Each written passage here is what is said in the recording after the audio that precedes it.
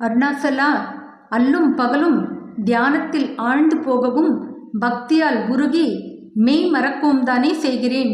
பள்ளி படிப்பில் கவனம் செல்ல மறுக்கிறதே. இது அண்ணாவையும் ஆசிரியர்களையும் என் மீது ஆத்திரமடைய செய்கிறதே. பாடத்தை ஒழுங்காக படிக்காததற்காக ஆசிரியர்கள் எனக்கு தண்டனை தருகிறார்களே. பெஞ்சின் மீது நிற்க வைக்கிறார்களே.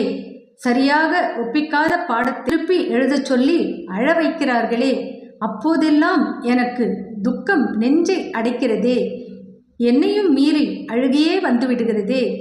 கோயிலில் வரும் அழுகைக்கும் பள்ளியில் வரும் அழுகைக்கும் எத்தனை வேற்றுமை! அருணாசலா, இப்படி நான் எத்தனை நாட்களுக்கு தவியாய் தவிப்பது?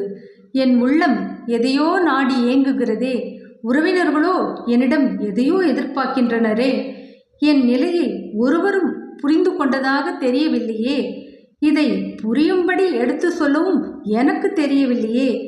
வீட்டிலோ அண்ணாவும் சித்தப்பாவும் தூற்றுகிறார்களே. வெளியிலோ நண்பர்கள் கேலி செய்கிறார்களே. பள்ளியிலோ ஆசிரியர்கள் கோபிக்கிறார்களே. எனக்கு இந்த மதுரையில் இருக்கவே பிடிக்கவில்லையே.